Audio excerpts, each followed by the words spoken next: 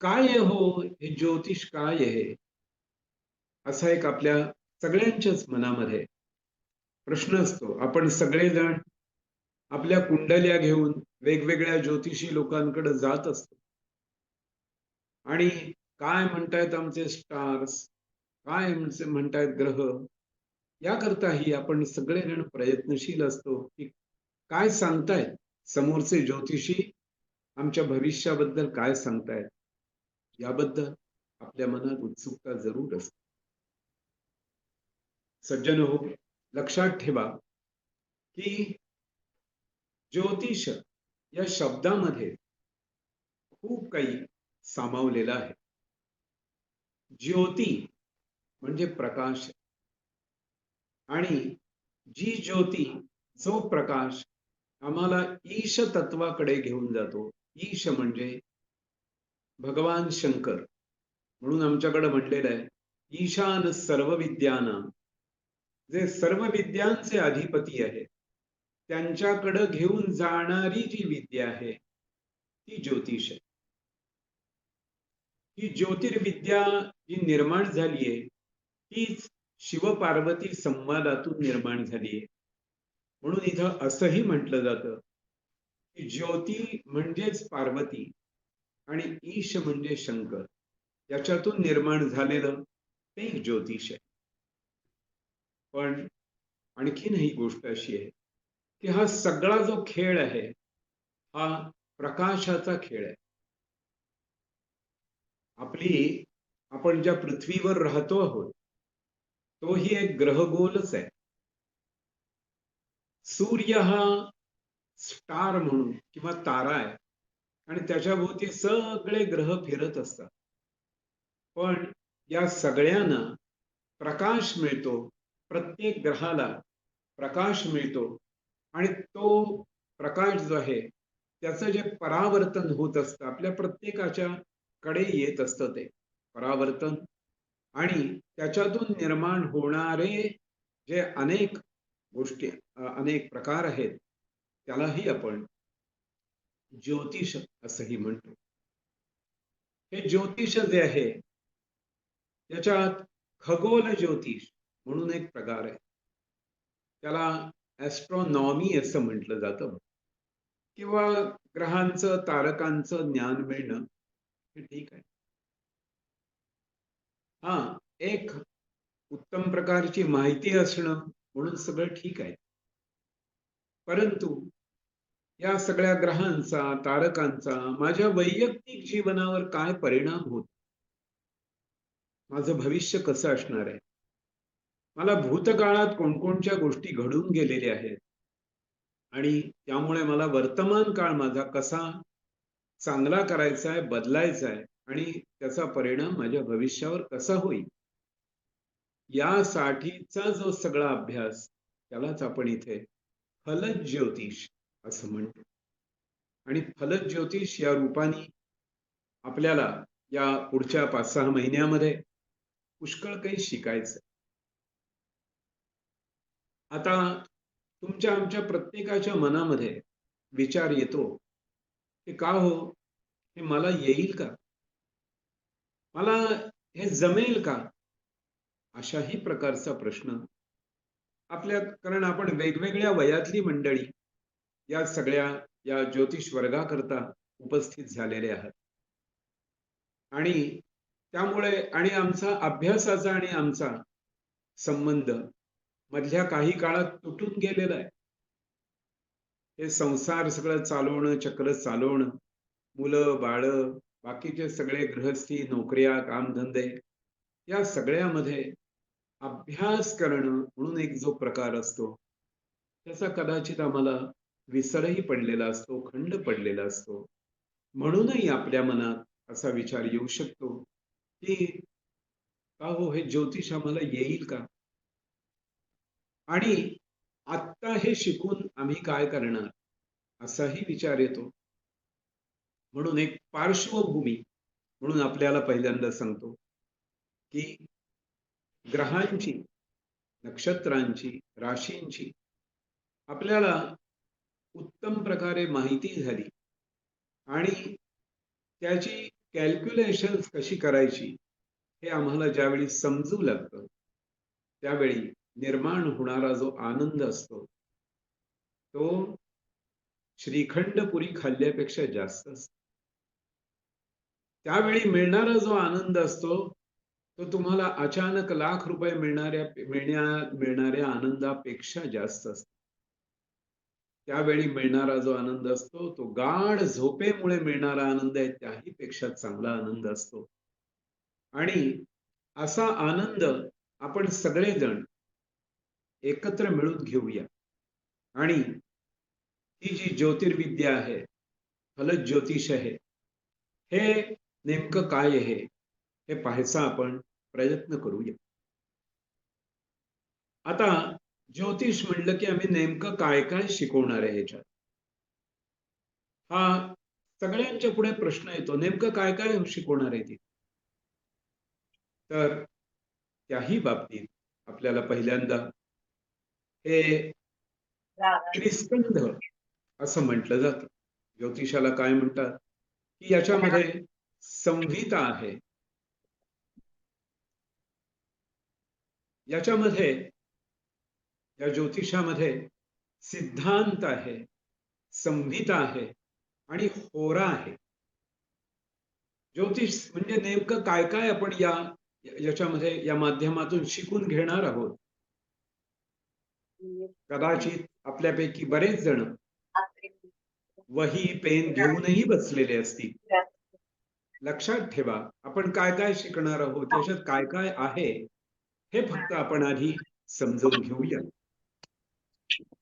त्याच्यात सिद्धांत, संहिता, होरा, रूपम, स्कंधत्रयात्मकम, वेदस्य निर्मलम चक्षुः, ज्योतिषशास्त्रम अनुत्तमम. म्हणजे हे जे ज्योतिषशास्त्र आहे, हे वेदांचे निर्मळ असे चक्षु आहे, डोळे आहेत. आणि त्या डोळ्यांनी मला प्रत्येक व्यक्तीच्या अंतःकरणाचा ठाव घेता येईल, एवढं सामर्थ्य त्याच्यामध्ये आहे. तर त्याच्यामध्ये पहिल्यांदा सिद्धांत म्हणजे काय आहे, याच्यात कशाचा अभ्यास होणार आहे?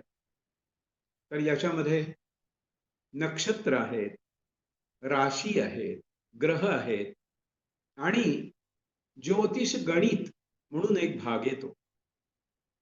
आम्ही आमच्या ते माहिती पत्रक लिहिलंय त्याच्यात पहिल्यांदाच लिहिलंय की गणिताचा विषय जो एक क्लिष्ट विषय आहे, हा भाग आता आपण बायपास केलाय, वगळलेला आहे.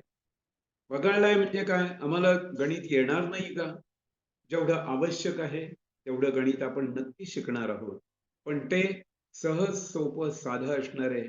ते गणित वाटणारच नाही, इतकं सोपं असणार आहे. म्हणून सिद्धांत यामध्ये ही गोष्ट येते. संहिता म्हणून जे आहे त्याच्यात मुहूर्त येतात. उद्या तुम्ही सगळेजण ज्योतिषी झाल्यानंतर लोक विचारतील, का हो, आम्हाला वास्तुशांत करायचे, आम्हाला आमच्या मुलांचं लग्न करायचंय, तर मुहूर्त कोणचा घ्यायचा? शुभ मुहूर्त, त्यांना लाभेल असा मुहूर्त तुम्ही देणार का? तर त्याकरता आपल्याला मुहूर्त शास्त्राचा थोडासा अभ्यास या संहिता भागामध्ये येतो, तोही करणार आहोत आपण. त्याचबरोबर आपण सगळेजण पेपर वाचत असतो, टेलिव्हिजनवर ज्योतिष सांगितलं जातं, वेगवेगळ्या माध्यमातून आपण ज्योतिष पाहायचा आणि भविष्य कसं असेल याचा प्रत्येक जण विचार करत असतो. म्हणजे ग्रहांचा सामुदायिक जीवनावर काय प्रभाव पडतो, या देशावर काय आहे, त्या देशावर काय आहे, या राज्यावर काय आहे. आम्हाला रोजच्या जीवनात सारखं राजकारणच दाखवलं जातं. त्यामुळे सहजगत्या माणूस त्या सामुदायिक याच्यामध्ये त्या प्रभावाखाली येतो. आणि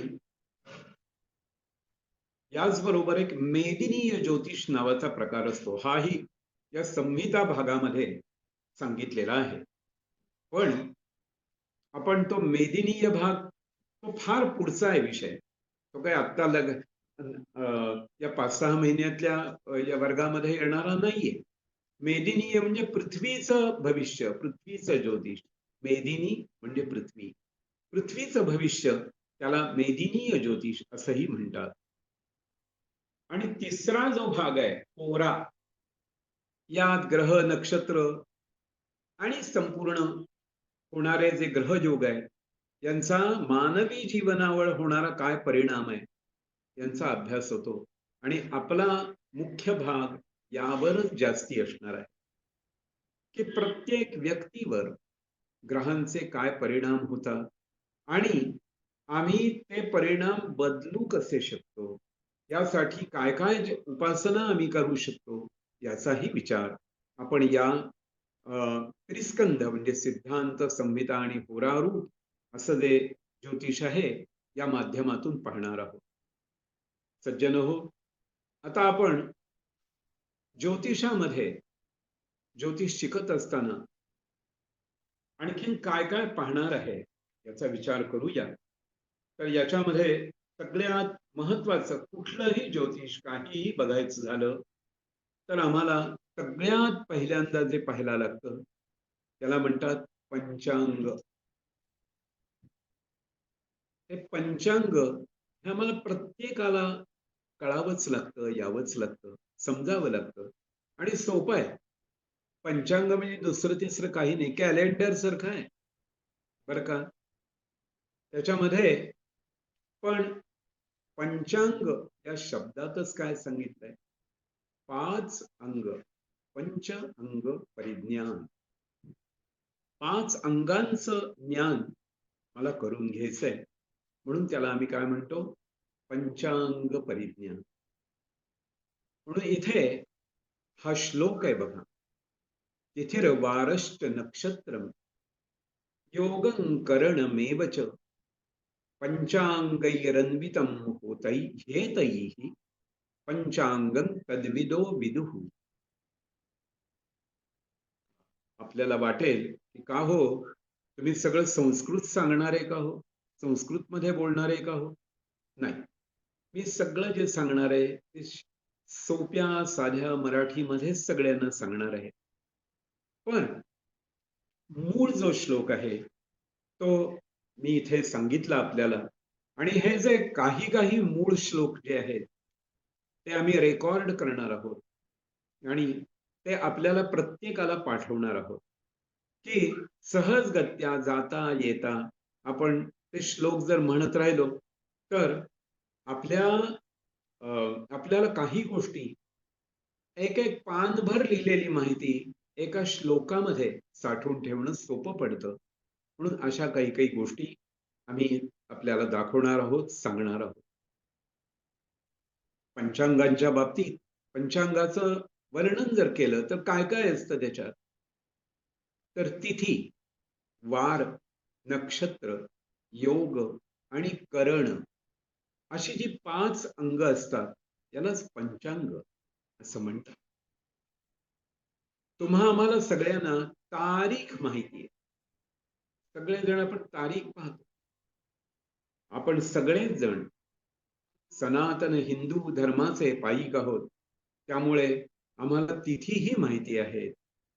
पण या तिथींकडे आपलं लक्ष त्या मानाने कमी जातं, जेवढं तारखेकडे जातं तेवढं तिथीकडे जात नाही. पण ज्योतिष जर शिकायचं असेल तर आपल्याला तिथीचाही विचार फार उत्तम प्रकारे करावा लागतो. पण ही तिथी तरी काय आहे, कशी आहे, ही तिथी तरी तयार कशी होते याचाही आपण विचार करणार आहोत बरं का.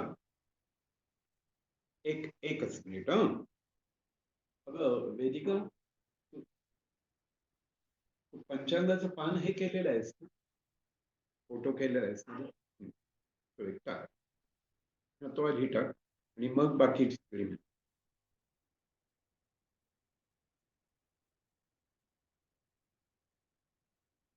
हा, आता पंचांग म्हणलं की हे कसं आहे, काय आहे, हे आपल्या प्रत्येकाजवळ असणं आवश्यक आहे बरं का.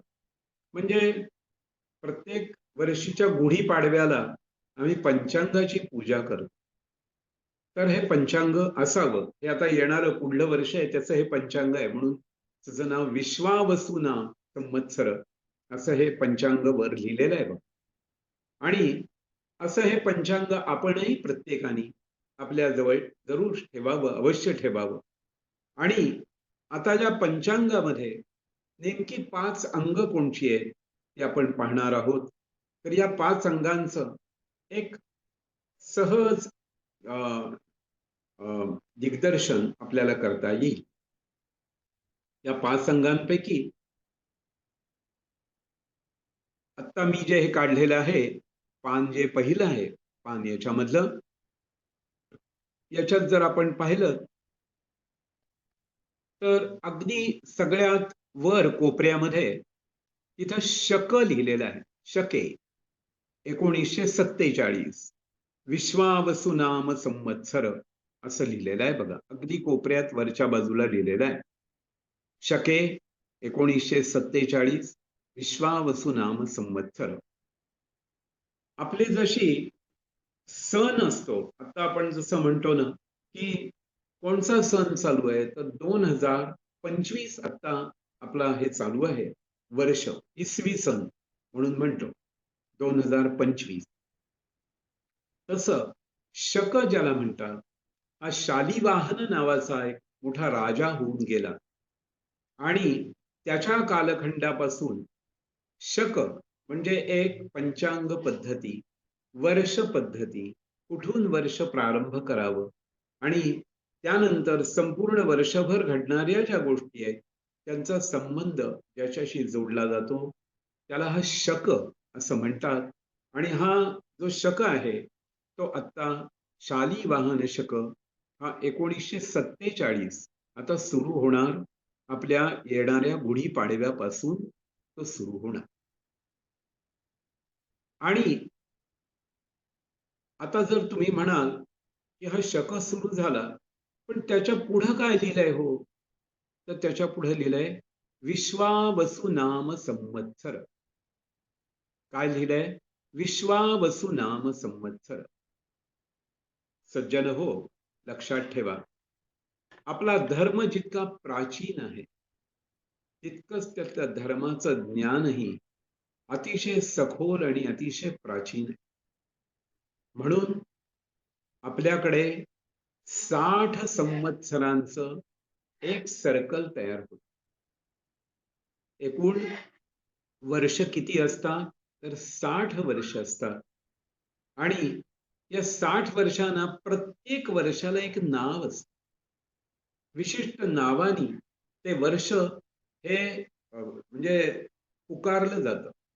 अगदी देवाच्या पूजेत असू दे, सत्यनारायण असू दे, मुंज असू दे, वास्तुशांत असू दे, लग्न असू दे किंवा कोणताही धार्मिक समारंभ असू दे, त्यावेळी संकल्पामध्ये सगळ्यात पहिल्यांदा अगदी रोजच्या देवपूजेत सुद्धा असू दे, संकल्पाच्या वेळी त्या संवत्सराचं नाव घेतलं जातं. आता ही एकूण संवत्सर किती आहेत, कशी आहेत? आणि ही 60 संवत्सर आहेत. आता ही 60 संवत्सर मी आता आपल्याला पहिल्यांदा दाखवतो, सांगतो.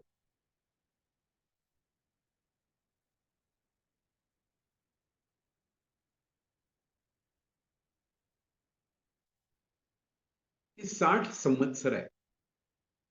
आणि या 60 संवत्सरांची सुरुवात जी आहे ही होते प्रभव नावाच्या संवत्सरापासून याचा प्रारंभ होतो. म्हणजे तुम्ही जर पाहिलं हे सगळे श्लोक आहेत, हे आम्ही आपल्याला पाठवणार आहोत.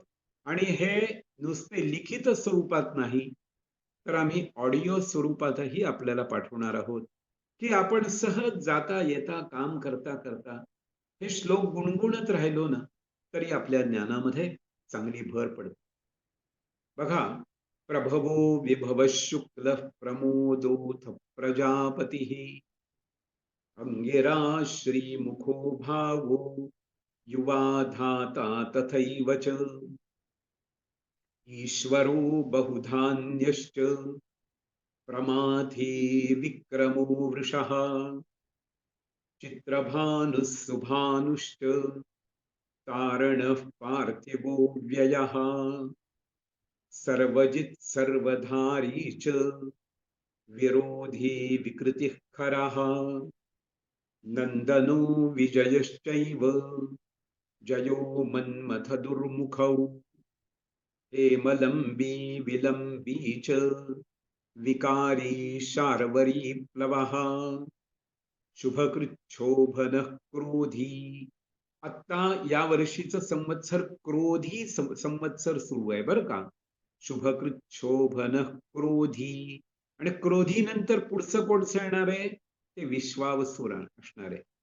विश्वावसु पराभव. त्याच्या पुढचं जे आहे त्याचं नाव पराभव आहे.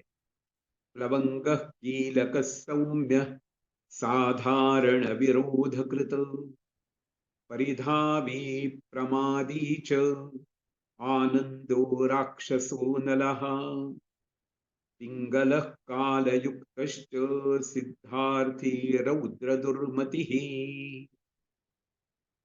थोडं वर घे ग ते. दुंदुभी रुधिरोद्गारी रक्ताक्षी क्रोधनक्षयः. थोडक्यात एकूण 60 वर्ष, 60 वर्षांचं संपूर्ण एक चक्र आपल्याला दिलेलं आहे. म्हणून तुम्ही जर म्हणाल अरे माझा जन्म कोणत्या वर्षात झाला, तर नुसतं तुम्ही सांगाल नाही नाही माझा जन्म ना 1958 झाला, माझा जन्म ना 2001 ला झाला, माझा जन्म जानेवारी महिन्यात झाला, माझा जन्म डिसेंबर महिन्यात झाला, असं तुम्ही सांगाल. पण आमच्या या प्राचीन पद्धतीत सांगितलंय की माझा जन्म या संवत्सरात झाला. माझा जन्म झाला त्यावेळी नंदन नावाचं संवत्सर चालू होतं. माझा जन्म झाला त्यावेळी प्रमादी नावाचं संवत्सर चालू होतं, असं आपण सांगू शकतो. म्हणजे त्या वर्षाला सुद्धा काहीतरी एक नाव होतं. म्हणून लक्षात ठेवा की पहिला जो भाग आहे म्हणजे पहिलं नाव आहे प्रभव आणि समाप्ती आहे तिथे क्षय असं संवत्सराचं नाव आहे. आणि क्षय संवत्सर संपलं की पुन्हा येणारं जे संवत्सर आहे त्याचं नाव प्रभव विभव अशा प्रकारे असणार आहे. याच्यामध्ये मी पुढे आणखीन माहिती ज्यावेळी सांगेन त्यावेळी या 60 संवत्सरांमध्ये सुद्धा 3 तुकडे केलेत बरं का.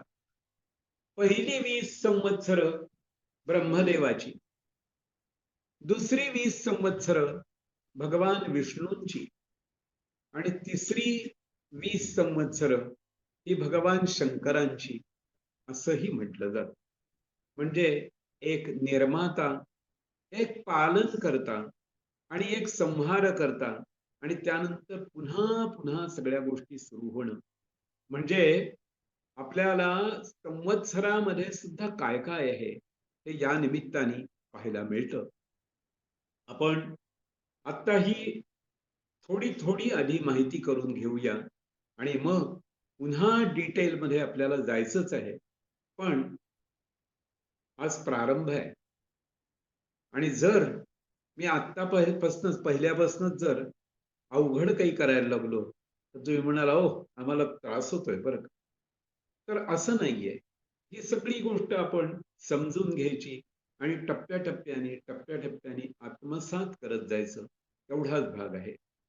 तर अशी ही 60 संवत्सरं येतात आणि पंचांगामध्ये वर नाव जे असतं ते त्या संवत्सराचं आजपासून या गुढीपाडव्यापासून पुढच्या गुढीपाडव्यापर्यंत कोणचं संवत्सर असणार आहे ते आपल्याला या निमित्ताने पाहायला मिळतं. आता आपण आणखीन एक भाग पंचांगातलाच पाहूया. पुन्हा ते पहिलं जे मगाचं पान होतं ते आता आपण पाहूया.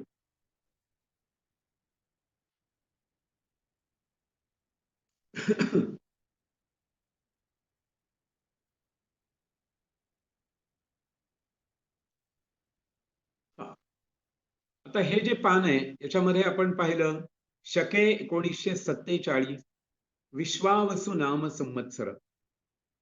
मग त्याच्या पुढे काय लिहिलंय तर उत्तरायण. काय लिहिलंय बघा, उत्तरायण. एक लक्षात ठेवा, की आपलं जे वर्ष असतं, संपूर्ण वर्ष, ते 2 विभागात वाटलं गेलेलं आहे. एका भागामध्ये उत्तरायण असतं आणि एका भागामध्ये दक्षिणायन असतं. अशा 2 भागामध्ये हे संपूर्ण वर्ष वाटलं गेलेलं आहे. ही आपली जी पृथ्वी आहे, ही सूर्याभोवती चक्कर मारते.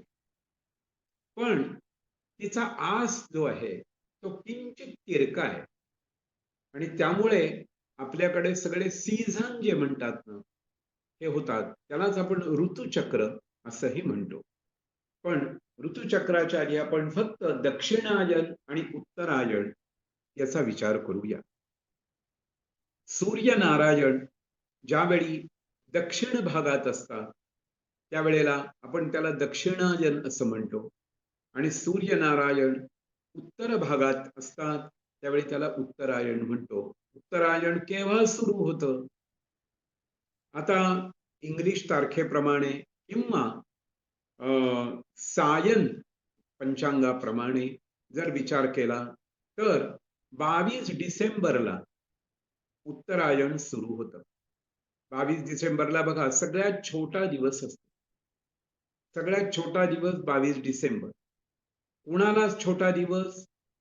आपण सगळेजण विषुववृत्ताच्या वरच्या भागात राहणारे जे सगळेजण आहोत, आपल्या पृथ्वीच्या मध्यातून एक कल्पित अशी जी रेखा गेलेली एक सर्कल जे आहे, त्यालाच आपण विषुववृत्त असं म्हणतो. आपण सगळेजण विषुववृत्ताच्या वरचे आहोत. श्रीलंकेच्या थोडंसं खालच्या बाजूने विषुववृत्त गेलेलं आहे. म्हणून आपल्याला उत्तरायणात म्हणजे उत्तर भागात राहणारे आपण सगळेजण आहोत. आणि खालच्या भागात राहणारे जे लोक आहेत, ते ऑस्ट्रेलिया, न्यूझीलंड किंवा साऊथ आफ्रिका, साऊथ अमेरिका म्हणजे ब्राझील, अर्जेंटिना वगैरे हे जे देश आहेत, हे सगळे दक्षिण भागात असतात. आणि त्यावेळी ज्या वेळेला उत्तरायणात उत्तर भागात सूर्य असतो, त्यावेळी आपल्या भागात दिवस मोठा असतो आणि ज्यावेळी तो दक्षिणायनात दक्षिण भागात जातो, त्यावेळी आपल्याकडे दिवस हा छोटा असतो आणि रात्र मोठी असते. आणि ज्यावेळी सूर्य उत्तर भागात असतो, त्यावेळी दिवस मोठा असतो आणि रात्र छोटी असते. हे जसे जसे आपण जास्त उत्तर भागाकडे जायला लागू, आता आपण महाराष्ट्रात आहोत, आपलं आपण साधारण मध्यात आहोत आणि त्यामुळे आमच्या इथला जो दिवस आहे, मोठा मोठा झाला तरी 13 तासाचा होतो आणि छोटा छोटा झाला तरी 11 तासाचा होतो. यापेक्षा आपल्याला जास्त फरक पडत नाही. पण जर तुम्ही काशीला गेलात, जर तुम्ही दिल्लीला गेलात, जर तुम्ही काश्मीरला गेलात, तर दक्षिणायनामध्ये त्यांचा दिवस खूप छोटा असतो. म्हणजे सकाळी 8 वाजता उजाडतं आणि 4 वाजता मावळतं आणि रात्र मात्र 16 तासांची असते. आणि बरोबर उत्तरायणामध्ये सूर्य असताना त्यांचा दिवस उजाडतो. कलकत्त्याला पहा किंवा काश्मीरमध्ये पहा, त्यावेळी पहाटे उगवतं 4 वाजता आणि मावळतं रात्री 8, 8:30, 9 वाजता. म्हणजे त्यावेळी दिवस खूप मोठा असतो आणि रात्र छोटी असते. हे जे दोन्ही भाग होतात, हे दक्षिणायन आणि उत्तरायण या प्रकाराने होतात.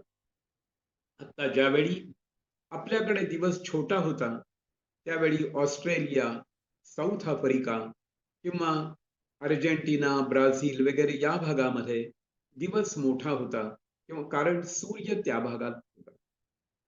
हे पृथ्वीच्या चलनाचा परिणाम होत असतो. पण आपल्याला काय वाटतं, की सूर्य दक्षिणेला गेला किंवा सूर्य उत्तरेला गेला.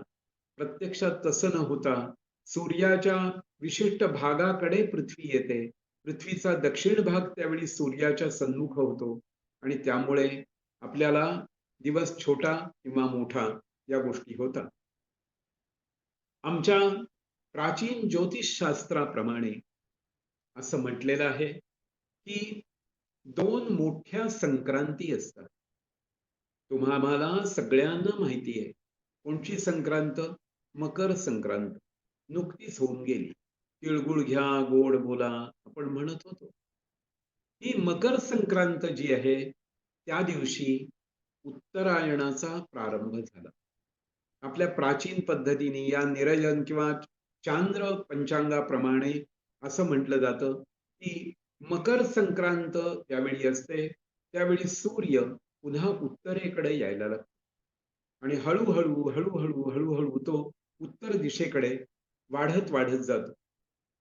मग बघा तुम्ही की 22 जूनला खूप मोठा दिवस असतो असं आपण म्हणतो आणि त्यानंतर पुन्हा दक्षिणायनाकडे त्याची वाटचाल सुरू होते. म्हणून पंचांग ज्ञान करून घेताना आपण मुद्दाम लक्षात घ्या की दोन संक्रांती आहे. एक संक्रांत आहे तिचं नाव आहे मकर संक्रांत आणि बरोबर 6 महिन्यांनी आणखीन एक संक्रांत येते तिचं नाव आहे कर्क संक्रांत. कर्क संक्रांतीच्या दिवशी सूर्य दक्षिणेकडे वळायला लागतो आणि मकर संक्रांतीच्या दिवशी सूर्य उत्तरेकडे वळायला लागतो. आपल्याला दैनंदिन ज्योतिषात या गोष्टी लागतातच अशातला भाग नाही. पण मुहूर्तशास्त्राच्या दृष्टीने काही कर्म ही दक्षिणायनात करू नये, काही कर्म ही उत्तरायणातच करावी आणि त्यासाठी आपल्याला या गोष्टीची आवश्यकता असते. पंचांगाचं ज्ञान प्राप्त करून घेत असतानाच आपण हाही विचार करावा की दक्षिणायन आणि उत्तरायण नेमकं काय आहे त्याचा आपण इथे विचार करतोय. म्हणून विश्वावसु नाम संवत्सर, त्यानंतर उत्तरायण आणि मग पुढे काय लिहिलंय? वसंत ऋतू. सज्जन हो, मला तरी वाटतंय की तुम्हाला सगळ्यांना बहुतेक सगळे ऋतू जे आहेत त्यांची माहिती असणार आहे. आपल्याकडे आपल्या प्राचीन भारतीय पद्धतीमध्ये एकूण ऋतू किती आहेत? तर 6 ऋतू आहेत. हे 6 ऋतू कसे आहेत? तर त्याचा राजा, सगळ्या ऋतूंचा राजा म्हणून त्याला ऋतुराज असं म्हटलं जातं. तो कोण असेल? तर तो वसंत ऋतू आहे. म्हणून त्याची सुद्धा जी माहिती आहे तुम्हाला सगळ्यांना आहे. पण एकदा पुन्हा थोडक्यात श्लोकात्मक जी आहे ती आपण पाहूया आणि मी आपल्याला थोडक्यात त्याची माहिती करून देतो. बहुतेक सगळ्यांना आहे पण तरी सुद्धा एकदा उजळणी या निमित्ताने आपण करून घेऊया. ऋतू, ऋतुचक्र. तर त्याच्यामध्ये वसंत आणि ग्रीष्म हे दोन जे ऋतू आहेत, हे वसंत ऋतू हा चैत्र आणि वैशाख या 2 महिन्याकरता वसंत ऋतू आहे. ग्रीष्म ऋतू त्याच्या पुढचा जो येतो बघा, वसंत ऋतूमध्ये सगळ्या झाडांना सुद्धा पालवी येते. वसंत ऋतूमध्ये वस्तुतः सगळीकडे उन्हाळा असतो पण तरी सुद्धा फाल्गुनात सगळ्या झाडांची पानं पडून जातात आणि सगळ्या वृक्षवेलींना पुन्हा नवीन पालवी येते. ती वसंतामध्ये. वसंत ऋतूचं आगमन होतं गुढीपाडव्याला. त्या दिवशी तुम्ही आम्ही सगळेजण कडुलिंबाची पानं खातो. कडुलिंबामध्ये अमृताचे गुण आहेत. कडुलिंबाची पानं संपूर्ण वसंत ऋतू रोज 2 पानं खाल्लीत ना तर संपूर्ण वर्षभर कोणताही रोग होणार नाही. आम्ही एकच दिवस पहिल्या दिवशी गुढीपाडव्याला एखादं पान खातो अगदी वाकडं तोंड करून. पण तसं न करता ही जर गोष्ट केली तर संपूर्ण ऋतुचक्र आपल्याला उपकारक ठरू शकते. ग्रीष्म ऋतू जो आहे तो ज्येष्ठ आणि आषाढ या 2 महिन्यामध्ये येतो.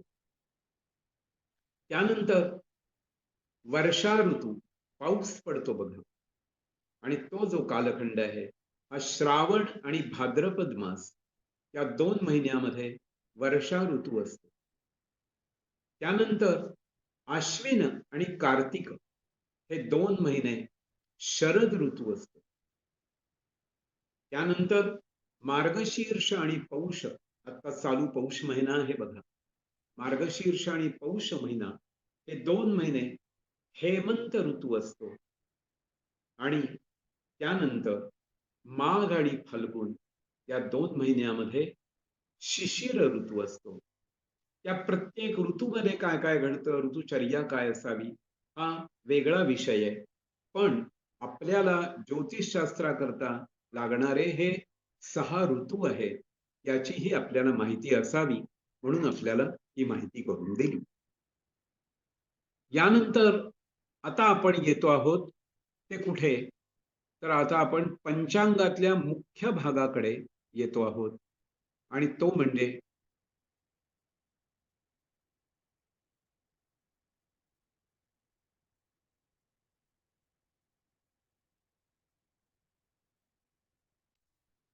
आपल्या मनात असाही प्रश्न येईल की उत्तरायण जर 22 डिसेंबरला सुरू होते तर मग मकर संक्रांत 14 जानेवारीलाच का असते.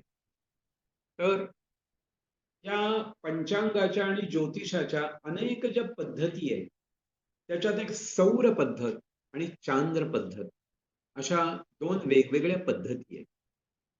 आधुनिक शास्त्रांनी, आधुनिक उपकरणांनी आणि एक निश्चित कोणची वेळेला काय होतं या बाबतीतलं जे खूप नवीन जे संशोधन होत होत गेलं, त्यानंतर ही गोष्ट सिद्ध झाली की सौर पद्धतीप्रमाणे 22 डिसेंबरला प्रतिवर्षी हे सूर्याची संक्रांत हा बदल होत असतो. पण आपण सगळेजण जे आहोत हे चांद्र पद्धतीने हे सगळं ज्योतिष पाहत असतो आणि चांद्रमासाच्या प्रमाणे ही जी गोष्ट येते की मकर संक्रांतीला म्हणजे ती 14 जानेवारीलाच येते असंही समजू नका बरं का. आत्ता ती 14 जानेवारीला येते, कधी कधी 15 जानेवारीला येते, आणखीन पुढच्या एक 2-4 वर्षानंतर पुढे 80 वर्ष मकर संक्रांत दरवर्षी 15 जानेवारीलाच येणार आहे बरं का. आता सध्या 14ला आहे. हे दर 80 वर्षांनी पुन्हा त्याच्यातही थोडा थोडा बदल होत असतो. हे सगळं काही चक्र आहे ना, याच्यात कायम सगळे ग्रह फिरत असतात. तारका सुद्धा, नक्षत्र सुद्धा हलत नाहीत म्हणतात, पण ती सुद्धा थोडी थोडी बदलत असतात. पण आम्हाला कळायला खूप काळ जातो म्हणून आपण म्हणतो की नक्षत्र स्थिर आहे. अशा प्रकारे हा विचार होत असतो. आता आपल्याला याच्यामध्ये ऋतू पाहिले आपण, उत्तरायण, दक्षिणायन या गोष्टी पाहिल्या. आता आपल्याला काय पाहायचंय, तर तिथी पाहिजे. तिथीचा आपल्याला विचार करायचा. तिथीचा विचार करण्यापूर्वी तुम्हाला थोडक्यात एक गंमत सांगतो. तुम्ही आम्ही सगळेजण आता वाढदिवस सुद्धा तारखेला साजरे करू. पण तुम्हाला मुद्दाम सांगतो की तारीख ही एकानंतर एक, या दिवसानंतर तो दिवस, त्या दिवसानंतर तो दिवस, एवढंच गोष्ट होते. त्याला सायंटिफिक बेस कमी आहे बरं का. म्हणजे दर रात्री 12 नंतर तारीख बदलली असा प्रकार होतो.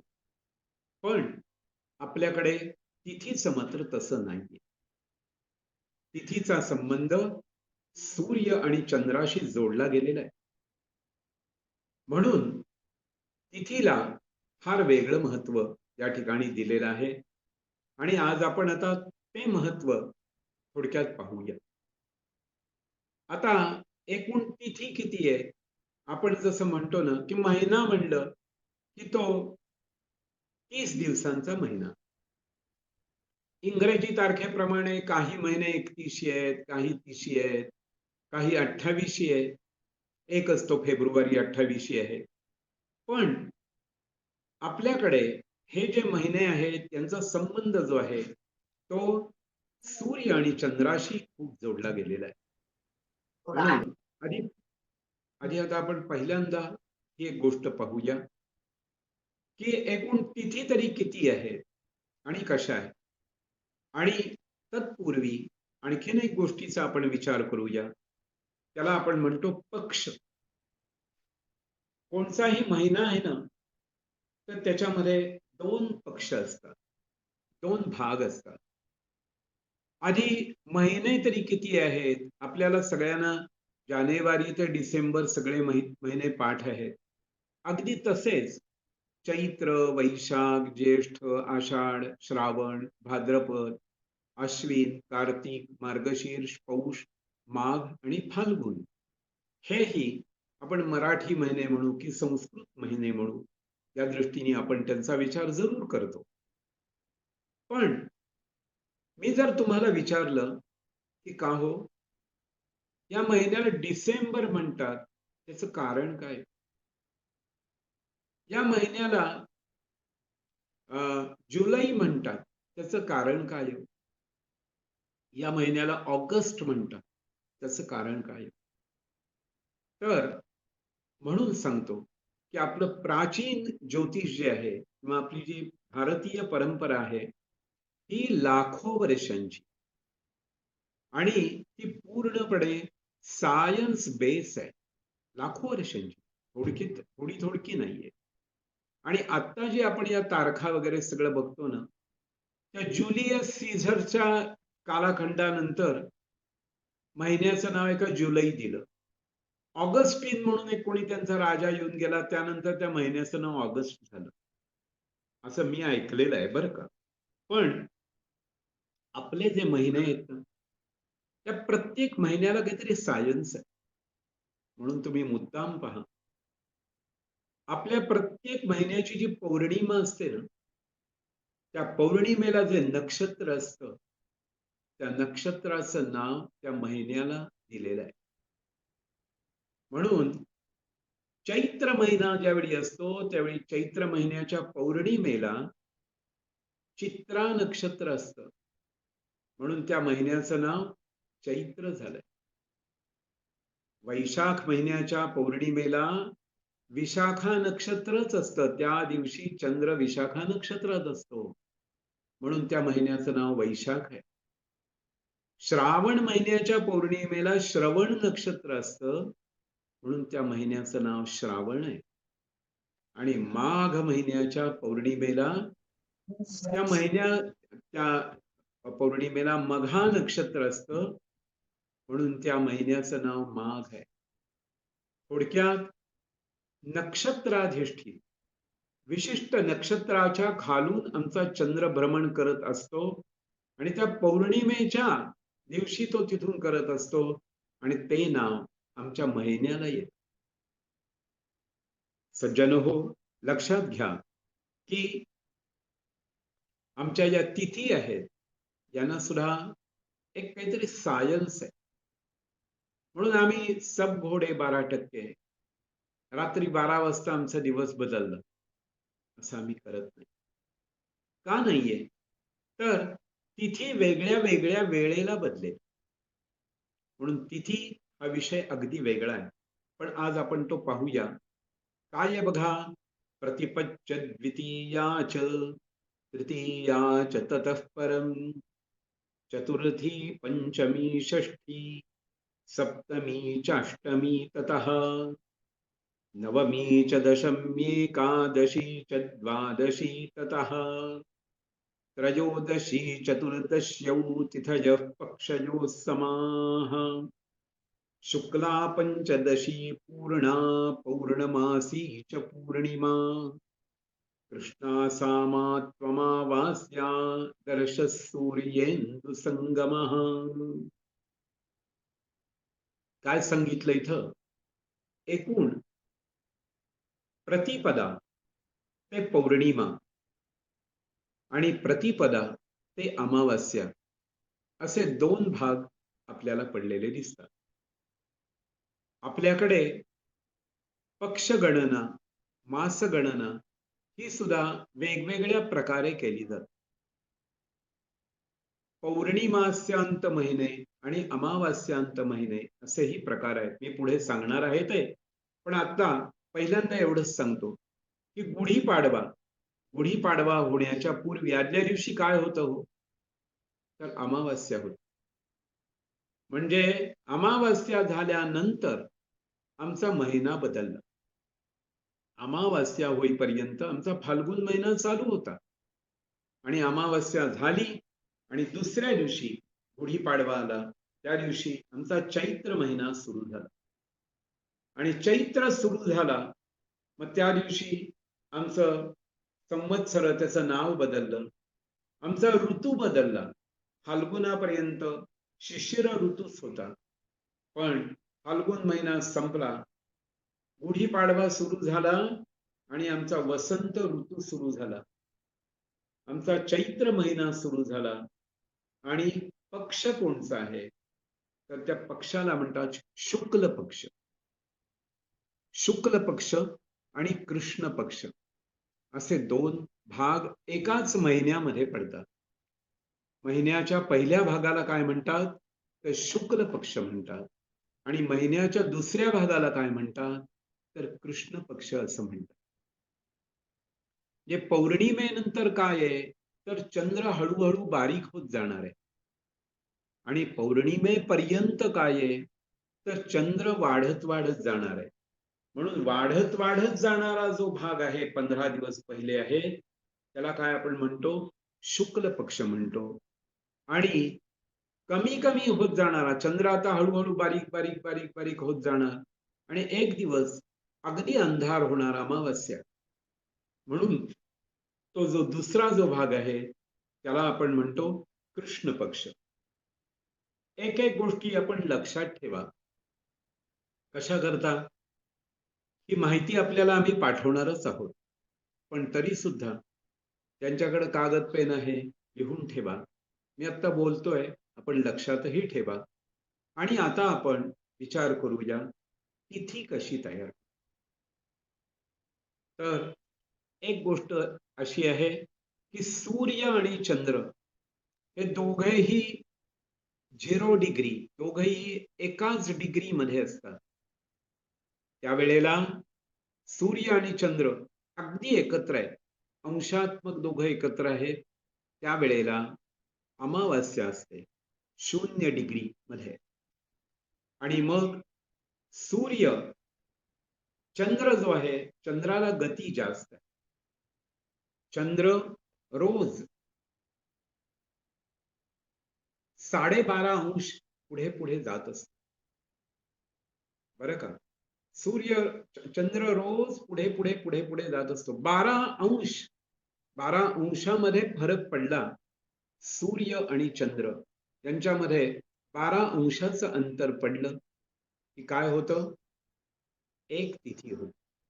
म्हणून मग तिथे अमावास्या संपली आणि प्रतिपदा सुरू झाली.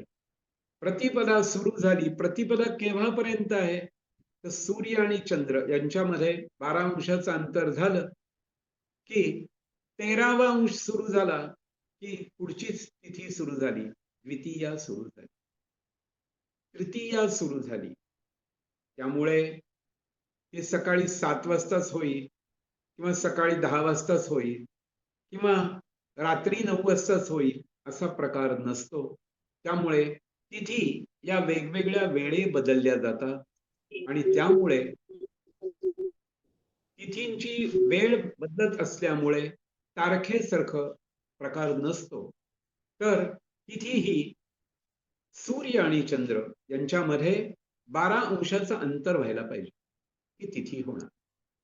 म्हणून प्रतिपदा, द्वितीया, तृतीया अशी ही गोष्ट असते. त्याचबरोबर आपण काय म्हणू की चंद्र चाललाय, पण चंद्र जसा चाललाय तसा सूर्यही थोडा थोडा पुढे जात असतो. त्यामुळे चंद्राचं एक सर्कल पुरं होऊन तो पुन्हा ज्यावेळी येत असतो, पुढे ज्यावेळी जाणार आहे, त्यावेळी सूर्यही आणखीन थोडा पुढे गेलेला असतो. त्यामुळे चंद्राला ते अंतर कापायला आणखीन थोडा वेळ लागतो. म्हणून प्रत्यक्षात जरी 12 अंश असले तरी लागणारा वेळ हा 24 तासांचा असतो आणि त्यामुळे 24 तासात सर्वसाधारणपणे एक तिथी होत असते. पण ही तिथी जी होत असते त्याच्यामध्ये सगळ्यात महत्वाचा संबंध चंद्र सूर्याचा आहे. ही गोष्ट आपण सगळ्यांनी लक्षात घ्या. ज्या वेळेला चंद्र आणि सूर्यामध्ये 90 अंशांचं अंतर पडतं, बरोबर त्यावेळी अष्टमी तिथी असते. मग त्याला आपण म्हणतो शुक्ल अष्टमी, त्याला दुर्गा अष्टमी असेही म्हणतात. आणि कृष्ण पक्षात येणारी अष्टमी त्याला काल अष्टमी असंही म्हटलं जातं. आणि आणखीन एक गोष्ट लक्षात ठेवा, सूर्य आणि चंद्रामध्ये बरोबर 180 अंश समोरासमोर येतात ते सूर्य आणि चंद्र, त्यावेळी पौर्णिमा होत असते. आणि ज्यावेळी सूर्य आणि चंद्र बरोबर एकाच अंशात असतात त्यावेळी अमावास्या होत असते. त्यामुळे रोज वेगळ्या वेगळ्या पद्धतीने या तिथीची निर्मिती होत असते. आणि पंचांगामध्ये सगळ्यात पहिल्यांदा पहिला रकाना, हे पंचांगाचं पान टाक.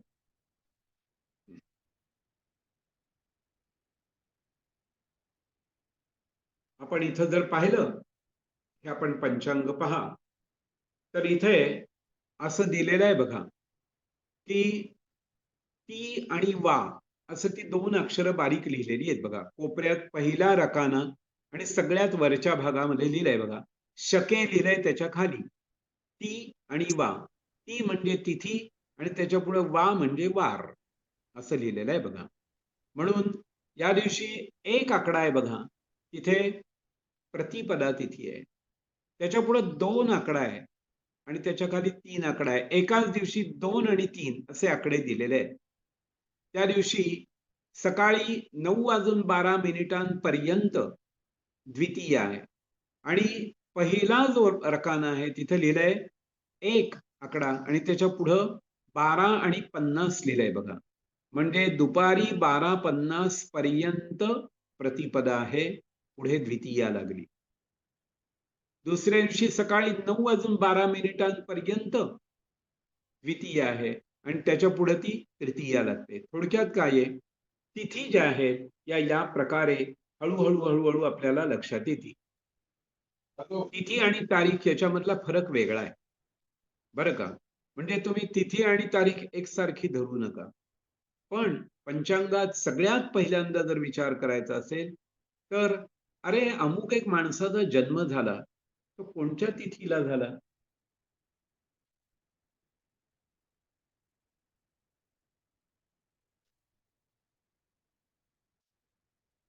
मला काही प्रश्न पण येत आहेत. अनेक वेगवेगळ्या पंचांगांमध्ये थोडा थोडा फरक असतो, कारण त्याला अयनांश पद्धती म्हणून म्हणतात. मी आणखीन पुढे गेल्यानंतर मी सांगणार आहे त्या बाबतीत आपल्याला. पण आत्ता तरी आपण सगळ्यांनी दाते पंचांग घेऊया आणि मग त्यानंतर इतर पंचांगांचा सुद्धा काय काय फरक असतो याचा आपल्याला विचार करता येईल. तर थोडक्यात आता मी सांगितलं की तिथी 1, 2, 3 पहिल्या रकान्यामध्ये दिलेली आहे ती तिथी आहे. आणि तिथी होती कशी, तर सूर्य आणि चंद्रामध्ये 12 अंशांचं अंतर पडलं की एक तिथी तयार होते. आणि तिथी समाप्ती केव्हा होते, तर अमुक अमुक अमुक वेळानंतर तिथीची समाप्ती आहे. म्हणजे 12 अंशाच्या पुढं सूर्य चंद्रामध्ये अंतर पडलं की त्यानंतर तिथीमधला बदल होत जातो. आता त्याच्या पुढचा जो जे तिथीच्या नंतर लगेच जो पुढचा जो हे तो रकाना येतो त्याला आपण म्हणतो वार म्हणतो.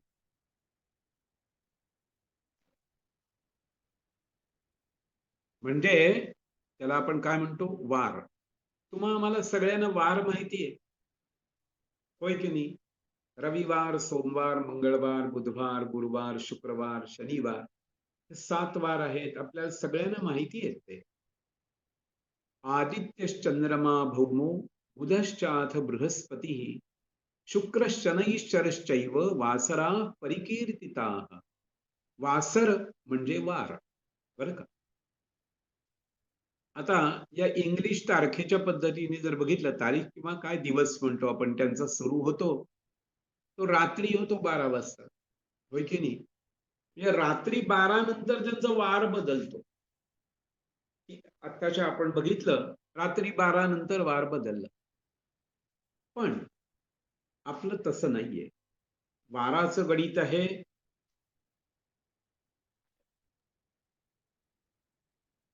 थोड्या वेळाने ये ग हिच्याशी गप्पा मारायला. थोड्या वेळाने हिच्याशी गप्पा मारायला ये हा. तुझा वेळ वेदिका, मिळाला की. दुसऱ्या वेळ कोणाचं असतो का? तसंच तिला भरपूर काम असते आल्यावर. घरातलं हे पाहायचं. कुठल्या घरात राहते? ती तेच हेच ते म्यूट कर बाकीच्यांचं. आपण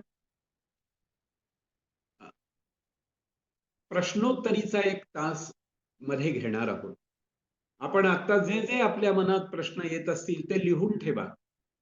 आपण पहिल्याच दिवशी जर प्रश्न विचारू लागलात, तर आपल्याला अजून पुष्कळ माहिती करून घ्यायची आहे.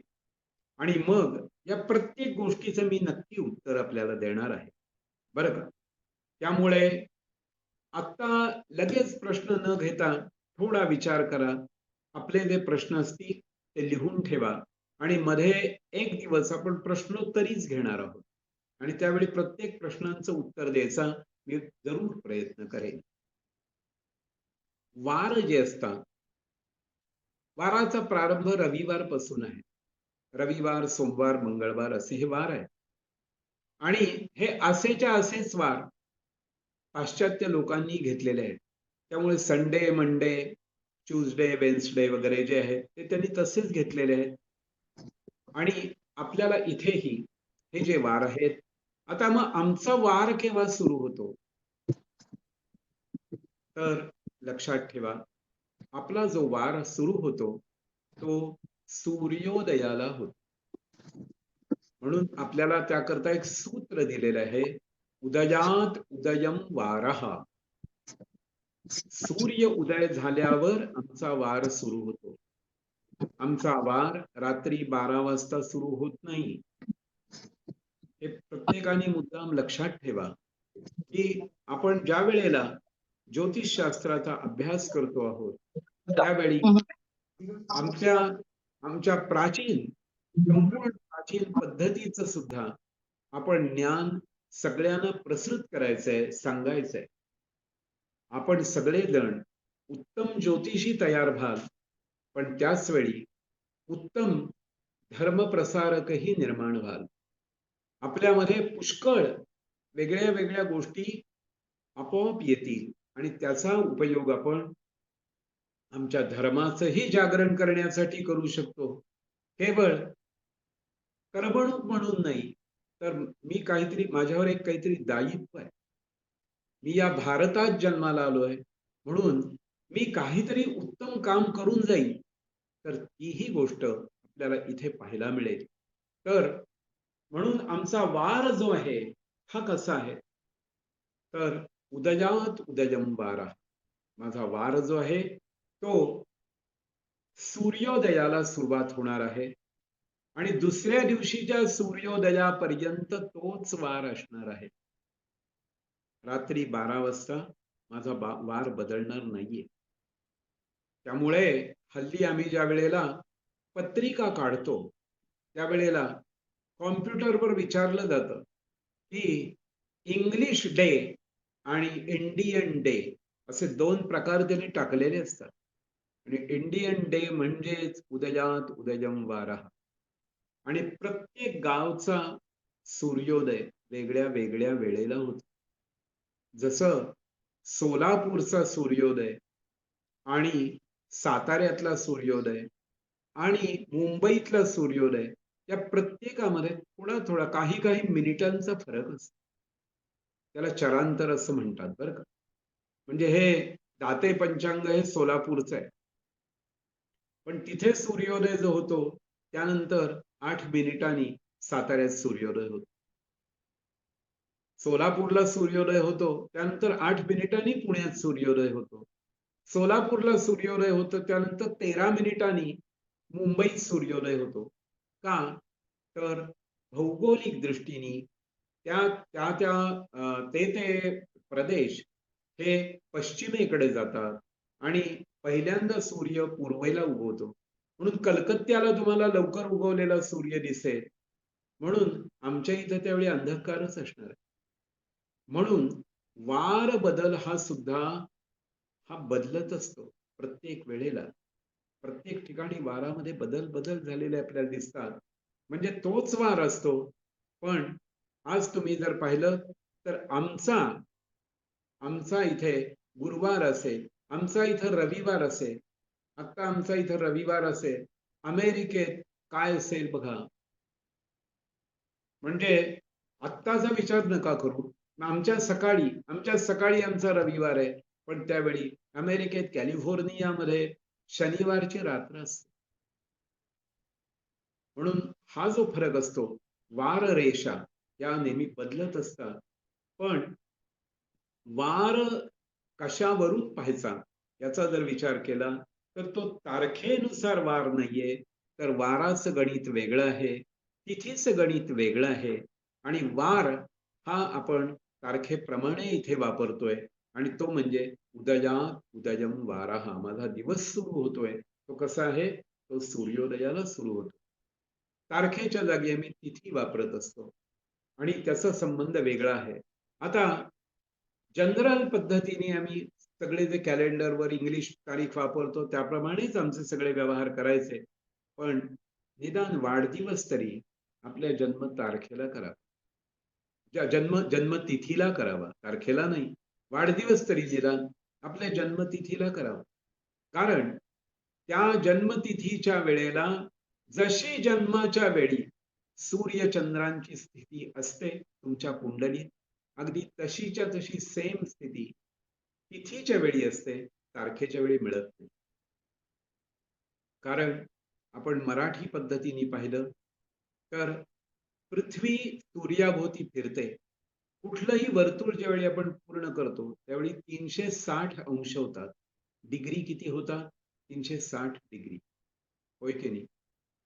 त्यामुळे आमचं वर्ष 360 दिवसांचं आणि इंग्रजी वर्ष 365 दिवसांचं. आता गोलच फिरतंय ना, पण मग 365 कसे आहेत? त्यामुळे ऍडजस्टमेंट ही प्रत्येक ठिकाणी त्यांना करावी लागते. त्यामुळे दर 4 वर्षांनी त्यांना लीप इयर हे घ्यावं लागतं. आपल्याकडे सुद्धा आपले जे वार आहेत, आपले जे महिने आहेत, त्याच्यात कमी जास्त होतं, तिथीच्यामुळे कमी जास्त होतं आणि त्यामुळे दर 3 वर्षांनी आपल्याकडे अधिक मास येतो. दर 33 महिन्यांनी येतो आणि पुन्हा सगळ्या गोष्टी मॅच केल्या जातात. असा हा प्रकार वाराचाही आहे. आपण इथं पाहिलं. आता यानंतर पंचांगामधलाच आणखीन एक भाग जो आहे त्याच्याकडे आपण वळूया. याला म्हणतात नक्षत्र. आपण आज पंचांग समजून घेऊया. म्हणजे काय आहे? तिथी, वार, नक्षत्र, योग आणि करण असे 5 प्रकार आहेत. त्यालाच आपण पंचांग असं म्हणतो. सज्जन हो, आपण एक नक्षत्राचा प्रारंभ करण्यापूर्वी फक्त एक 5 मिनिटांची विश्रांती घेऊया. मी अखंड थोडा वेळ बोलतो आहे. थोडा वेळ एक एक 5 मिनिटं आपण थांबूया आणि मग पुन्हा पुढचा जो भाग आहे नक्षत्र, योग आणि करण हा पूर्ण करूया. धन्यवाद. आता एकूण पंचांग म्हणून आपण ज्यावेळी विचार करतो त्यावेळी पहिल्यांदा काय पाहिलं तर तिथी पाहिली, त्यानंतर वार पाहिला आणि तिसरा नंबर जो येतो त्याला आपण म्हणतो नक्षत्र. नक्षत्र हा शब्दच असा आहे. क्षत होणे म्हणजे हालणे, क्षत होणे म्हणजे नष्ट होणे आणि जे हालत नाही, एका जागी असतं आणि न क्षत जे नष्ट होत नाही, एका जागी असतं वर्षानुवर्ष, हजारो लाखो वर्ष, जे तिथेच आहे आणि जे प्रकाशमान आहे, ज्याला आपण स्टार म्हणतो, म्हणजे जे स्वयंप्रकाशी आहे, त्याला म्हणतात नक्षत्र. आता आपल्या मनात असा विचार येईल की का हो, ही नक्षत्र किती आहेत, काय आहेत? तर असा संबंध आहे त्याचा की आपल्या पूर्व आचार्यांनी, ऋषींनी आपल्यावर खूप उपकार करून ठेवलेले आहेत. म्हणजे मी जशी सुरुवातीला सांगितलं की शंकर पार्वतींच्याकडून आलेलं हे आपल्याला ज्ञान आहे. पण हे जे ज्ञान आहे, हे आमच्यापर्यंत किंवा आम्हाला सोप्या भाषेत जर कोणी आणून दिलेलं असेल, तर पराशर ऋषी त्यांनी आणून दिलं. भृगु ऋषींनी हे ज्ञान आम्हाला आणून दिलं. त्यानंतर वसिष्ठ आहेत, विश्वामित्र आहेत, अनेक ऋषींनी अभ्यास करून हे सगळं जे ज्ञान आहे आमच्यापर्यंत आणून ठेवलं. फार पूर्व काळात काही टेलिस्कोप नव्हते, पण त्या ऋषींची तपश्चर्या अशी होती की त्यांना साध्या डोळ्यांनी किंवा त्यांच्या ध्यानावस्थेत या सगळ्या गोष्टी दिसायच्या आणि त्यांनी जे लिहून ठेवलेलं आहे ते जसंच्या तसं आज नासाला सुद्धा मान्य करावं लागतं की ही गोष्ट जिथं सांगितली तशीच त्या प्रकारे आहे. तर आता आपण नक्षत्रांचा जो विचार करतो आहोत, या अखिल ब्रह्मांडामध्ये, या संपूर्ण आकाशामध्ये किती तारका असतात हो. रात्र झाली की चमचम चमचम करणारे कितीतरी असंख्य तारका आहेत. म्हणजे ते तुम्हाला मोजताच येणार नाही. कितीही मोजायचं ठरवलं तरी अशक्य आहे.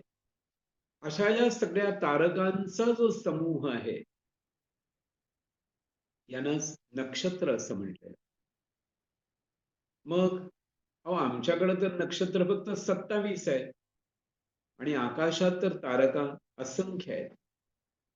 तर विशिष्ट तारकांचा समूह, या तारकांपासून या तारकांपर्यंत, या तारकांपासून या तारकांपर्यंत असणारा जो समूह आहे त्याला नक्षत्र असं म्हणतात. नक्षत्र समूह म्हटलं जातं. म्हणून व रोहिणी नक्षत्र म्हटलं तर किती तारका आहेत, तर व 5 तारका रोहिणी नक्षत्राच्या. अश्विनी नक्षत्र म्हटलं की किती 2 आहेत. पण शततारका नक्षत्र म्हटलं की त्याचे 100 तारका आहेत. थोडक्यात काय आहे की प्रत्येक जो समूह आहे त्याला त्या त्या नक्षत्रांची, विशिष्ट नक्षत्रांची नावं ही वेदांनी दिलेली आहे. वेदामध्ये या सगळ्या नक्षत्रांचे मंत्र आहे. सज्जन हो, लक्षात ठेवा, आपला जो सूर्य आहे, आपण रोज जो उगवतो पाहतो, मावळताना पाहतो, तो जो सूर्य नारायण आहे, तो सुद्धा ग्रह नाहीये, तो तारा आहे. तो सुद्धा एक नक्षत्रच आहे. आणि त्याच्या भोवती हे सगळं आपलं जे विश्व आहे ते फिरतंय. आपली जी एक सूर्यमाला आहे, त्याच्यामध्ये जी आपल्याला नक्षत्र दिसतात, त्यांचा आज आपण विचार करणार आहोत. अशा कैक लाखो सूर्यमाला आहे, त्याला आपण मिल्की वे म्हणू. आणि याच्यामध्ये अशा या सूर्यमालेमध्ये अनेक असे मिल्की वे आहेत. या आकाशगंगेत असे अनेक मिल्की वे आहेत आणि अनेक आकाशगंगा आहेत. म्हणजे जो कोणी परमात्मा आहे त्यांनी हे कसं निर्माण केलं असेल, काय असेल, हे अगम्य आहे, अगाध आहे. एकूण नक्षत्र म्हणून विचार केला जातो तर ती 27 नक्षत्र आहे. ही जी 27 नक्षत्र आहेत त्यांची प्रत्येकाची नावं आहेत आणि त्यांचा श्लोक आहे. मी आधी श्लोक म्हणतो आणि त्यानंतर आपल्याला सगळी ती नक्षत्र समोर पुन्हा पाहायला मिळतील. अश्विनी भरणी चैव कृत्तिका रोहिणी तथा मृगशीर्षमथार्द्रा च पुनर्वसुरतः परम् पुष्य आश्लेषा च मघा पूर्वा फल्गुन्य उत्तरा फल्गुन्यो हस्तचित्रे च ततः स्वाती विशाखिका अनुराधा ततो ज्येष्ठा मूलं पूर्वा अषाढकाः